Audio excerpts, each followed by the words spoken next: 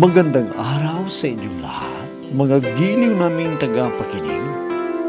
Muli po mga kaibigan, narito na po ang pagpapatuloy at ikatlong yugto ng liham kasaysayan na ipinadala ni Norman dito sa ating dula. Love and Memories.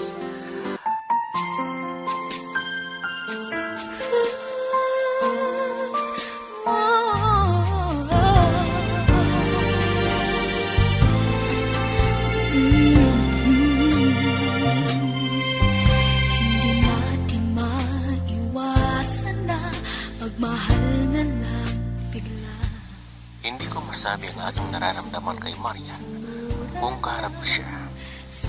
Kaya nagpaalam na ako.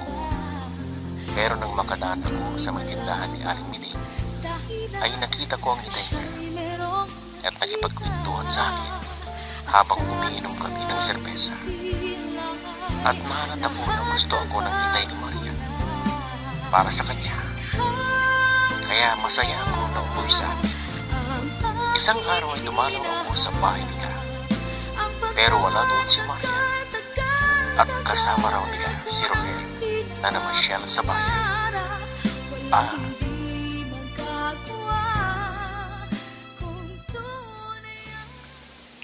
Ikaw pala, Norman.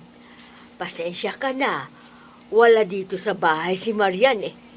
Kasama niya ang kaibigan niyang si Lenny at pinasyal sila sa bayan ni Ruhel. Ha? Si Ruhel kasama niya si Maria? Hindi. Oh, anong nangyayari sa'yo, Norman? Para kang nakagat ng ahas dyan. Bakit natulala ka na? Ang mabuti pa ay hintayin mo na lamang si Marian kung gusto mo siyang makausap. Kuwan po, Aling Huning. Babalik na lang ako mamaya. Sige po, alis na ako. Sige, ikaw ang bahala. Basta bumalik ka na dito mamaya pag nandito na sila. Opo, Aling Huning. Hindi ako makakapayag na ang Ruhel na yun ang magtatangumbay na mapangasawa ni Marian. Ang mabuti pa ay hintayin ko ang kanilang pag-uwi. At kailangan ko naman si Ruhel dahil delikado. Baka may mangyaring masama sa kanila.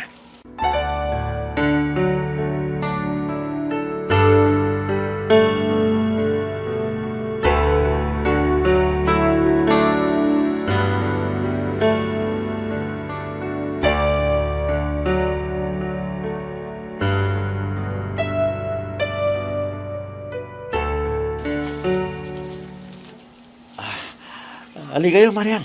Lenny, mukhang pa-picture tayo sa bandaro, no? At ipopost ko sa Facebook. Yan na. Ha? Kayo na lang dalawa ni Lenny ang magpa-picture. Wag na lang ako. Ha? Hoy, Marian, ano ka ba? Pagbigyan mo na para makauwi na tayo. Sige na nga. O sige, dalian mo na. Baka hinahanap na ako dun sa amin. Lenny, ikaw muna yung magpicture sa amin ni Marian. Marian, pwede ba akong yumakap sa'yo? Ano? Ayoko nga. Huwag kang yumakap sa akin. Napaka-suplada mo naman. Para yumakap lang sandali, ayaw mo. Ang sabi mo kasi, ipopost mo sa Facebook. Baka manghinalang magkakita sa atin na may relasyon tayong dalawa. Bakit? Ayaw mo ba? Gwapo naman ako, Hindi kaya ng isang maliligaw mo na walang itsura. Hindi ka man lang maibili ng regalo. Mabuti pa, umuwi na tayo. Dahil marami pa akong gagawin sa amin Huwag muna, Marian. Maaga pa. Para umuwi tayo. Total, dito na tayo sa bayan.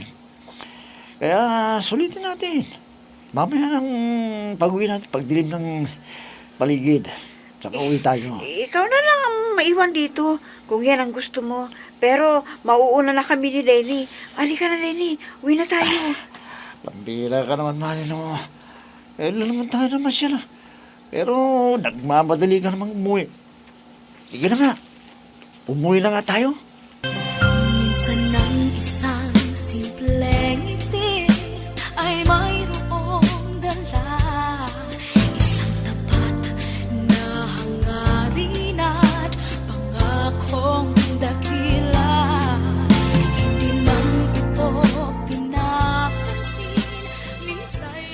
Oh, bakit ka nakasimangot, Marian? Akala ko ba masaya ka dahil namasyal kayo sa bayan. Sigurado na maraming palabas dahil malapit na ang pista ng bayan. Ay, alam niyo, Inay, nainis ako kay Ruel. Kung pwede lang, pauwiin na si Lenny. Ang dami pang sinasabi na magpakuha ng larawan, pero yayakapin di ako.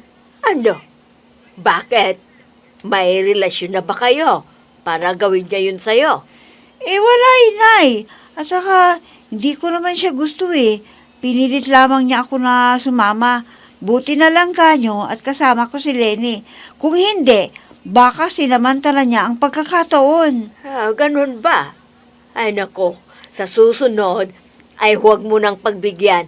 Baka akalain na may gusto ka sa kanya. Kung bakit naman kasi yung isang manliligaw sa akin, hindi makapagsalita kung kaharap na ako. Parang torpe ang Norman na yun. Siyempre, nire-respeto ka niya, anak. Kaya hindi ka niya binibigla.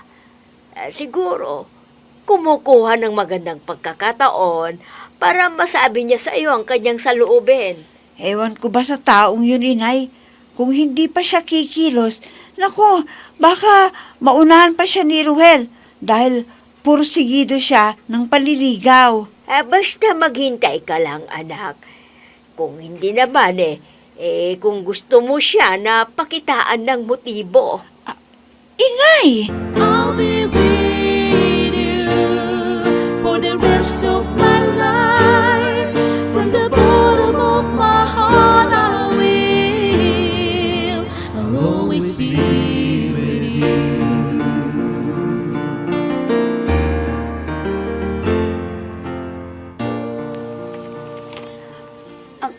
Maitanong ko lang sa iyo, friend. May pagtingin ka ba kay Ruhel at sumama tayo sa kanya?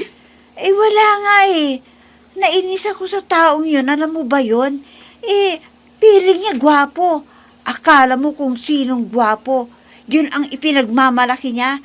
Pero sa palagay ko, hindi siya gaya kay Norman. Ha? Anong ibig mong sabihin, friend? Siguro, mas matimbang sa puso mo si Norman, ano? Kaya lang, masyadong mahiyain, hindi siya makapagtapat ng kanyang pag-ibig sa'yo. Yun nga ang problema sa kanya, friend. Pero nagmamagandang loob siya kay tatay. Alam mo naman si tatay, gustong-gusto niya yung may kasama siyang kainuman. Kaya malapit ang loob niya kay Norman. Ganun ba? Pero, anong iniisip mong gawin para magtapat na si Norman sa'yo? Wala akong alam. Bahala siya. Kung hindi siya gagawa ng paraan para masabi sa akin ang kanyang pagmamahal, o di nga siya. Ha? Ano? Anong ibig mong sabihin? May plano ka na bang sagutin ang Ruhel na yon? Naku, friend, mag-isip kang mabuti para hindi ka magsisi sa bandang huli. Sa bagay, tama ka dyan, friend. Yung ugali na Ruhel, alam ko na magsasawa rin yun at hahanap uli ng mauuto niya. Pero sa akin, hindi siya uubra sa kanyang kalukuhan. Manigas siya!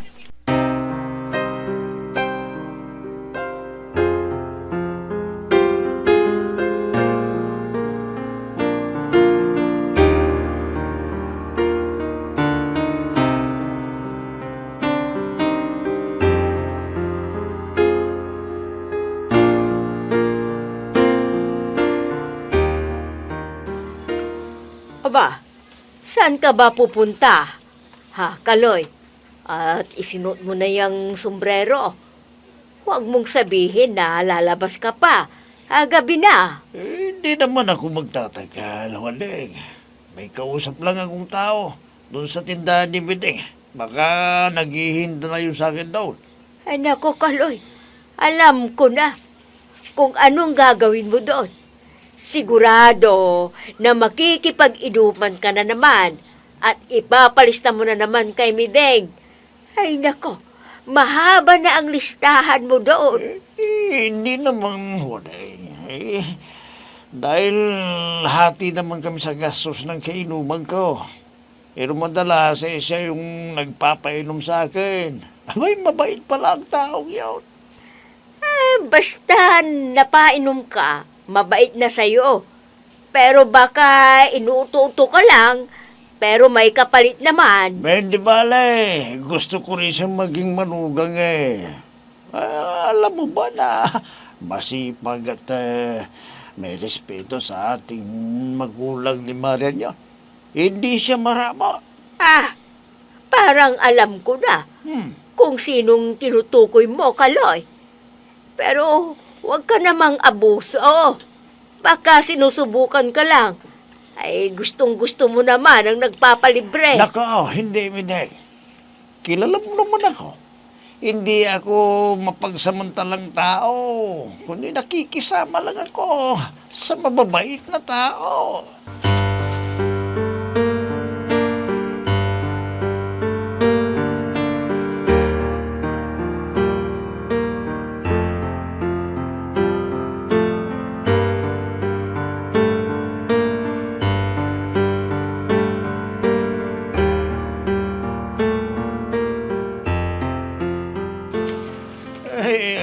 Alam mo, Norman,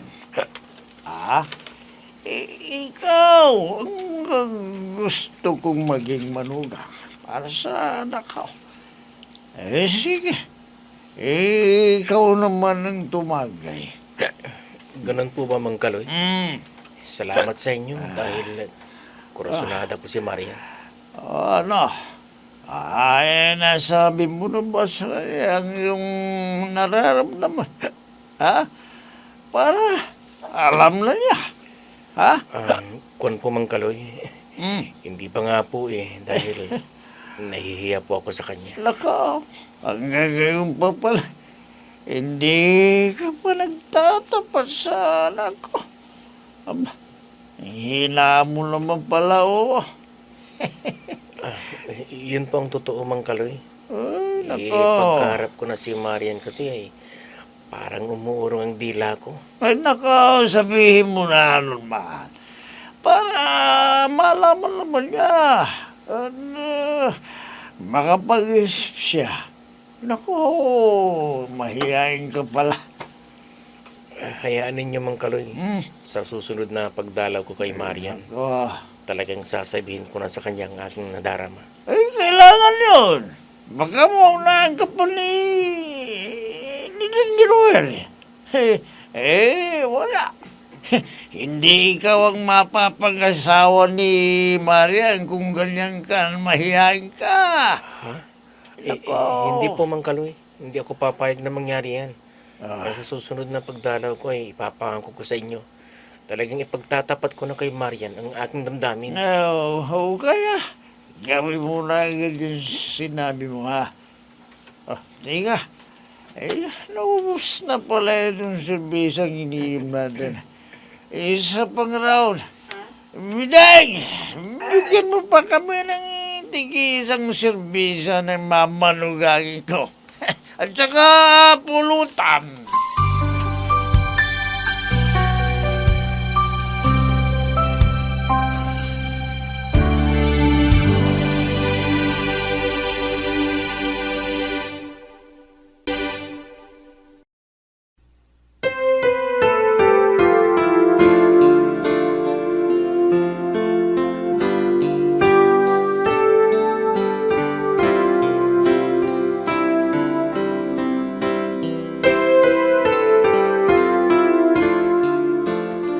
Oh, ano friend? Kumusta na ang panliligaw ni Norman sa'yo? Nagtapat na ba siya? Ay, nako. Ewan ko ba sa mokong na yon? Umuurong ang dila tungkol sa bagay na yan. Lagi naman siyang dumadalaw. Wala namang sinasabi, kundi kwento ng kwento sa akin. Kung minsan sa inis ko, pinapauwi ko na lang para hindi ako mapuyat. Huwag mo namang hiyain, friend. Baka magtampo at ang kala niya ay hindi mo siya gusto. Pinapakitaan ko na nga siya ng motibo, pero parang walang pakiramdam, manhid. Ay, nako, ikaw noon, friend. Alam mong mahiyain siya Kaya kung ako ikaw, dakmain mo na. Joke lang. Hindi pa naman ako atat na atat para magkaroon ng nobyo. Kaya hintayin ko na lang. Pag hindi ko na matiis, saka ko siya bibigyan ng ultimatum para magising siya at mabilis pa sa hangin na makapagtatapat ng pag-ibig niya sa akin. Loka ka talaga, friend. Naku, bilig na ako sa'yo. I'll be with you for the rest of my life. From the bottom of my heart, I will. I'll always be with you.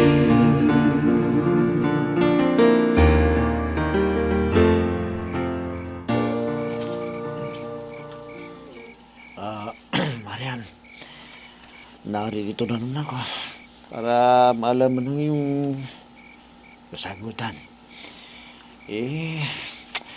Alam mo naman, matagal na akong umiibig sa'yo.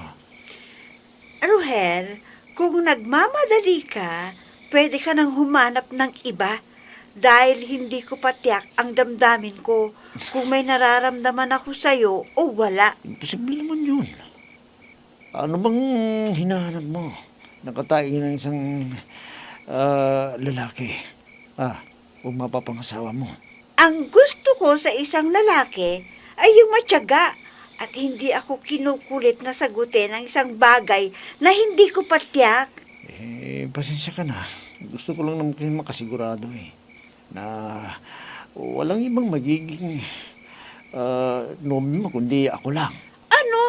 Huwag ka namang magsalita ng ganyan. Papaano kung hindi ikaw ang napili ko? O di masasaktan ka sa yung inaasahan na ikaw ang magtatagumpay. Hindi ko pa alam. Di ba, ako lang naman ang matyagang naliligo sa'yo? At isa pa, gwapo naman ako. Binuhat mo na naman ang sarili mong bangko. Kahit hindi mo naman bagay ang sinasabi mo. Kung hindi ka makapaghihintay, maghanap ka na lang ng iba. Minsan ng isang simpleng ngiti ay mayroong dala, isang tapat na hangarin at pangakong dakila. Hindi man ito pinapansin. Friend, may sinagot ka na ba sa mga nandiligaw sa'yo? Sabi mo naman, baka mamaya ay may magtanong sa akin na gaya ni Rohel. Ay, wala pa. May kursunada ako, friend. Pero hindi naman niya masabi sa akin ang nararamdaman niya. Kaya kung kausap ko, ay naiinis tuloy ako Ha? Sino yun? Parang hindi lalaki kung ganyan ang pinapakita sa'yo. Oo nga Kung hindi pa siya magtatapat, bigyan ko na siya ng ultimatum. At sasabihin ko sa kanya, kung wala rin masasabi, ay wag na akong dalawin pa. Paano kung isipin niya na wala kang gusto?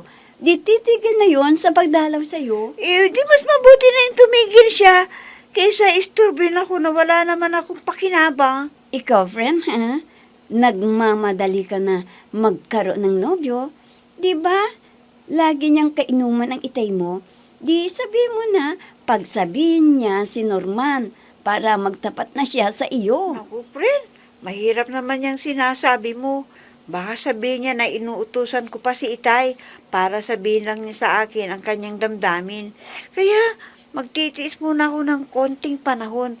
Pag hindi pa siya kumilos at gumawa ng paraan, bahala na siya. Wala nang aasahan pa sa akin.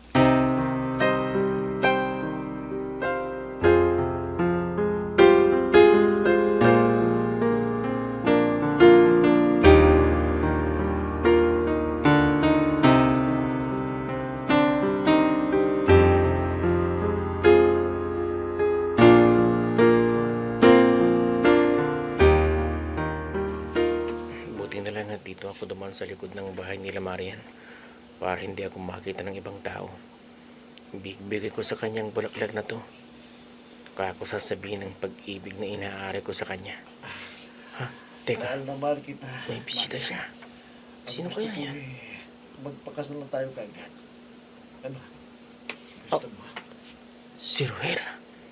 Hinawakan niya ang dalawang kami ni Marian. Hindi. Hindi.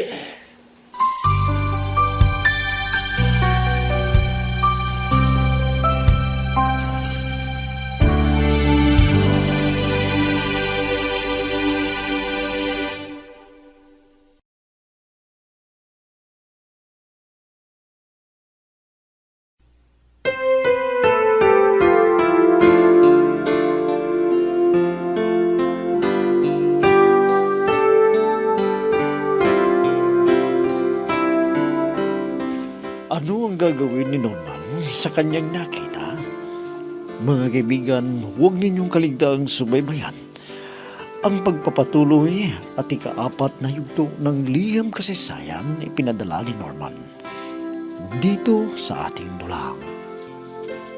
Love and Memories.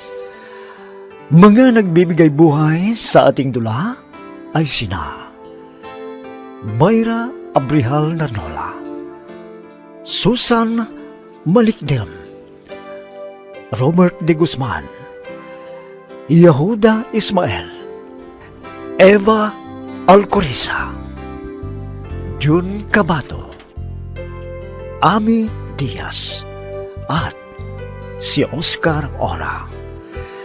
Technical supervision at musika ni Oscar Ora. Nilapatan ng tunog ni Robert de Guzman. Mula sa panulat at direksyon ni Ami Diaz. Love and Memories. Inihahandog sa inyo ng F3 Recording Studio para sa Pambansang Radyo ng Pilipinas, Bombo Radio, Philippines.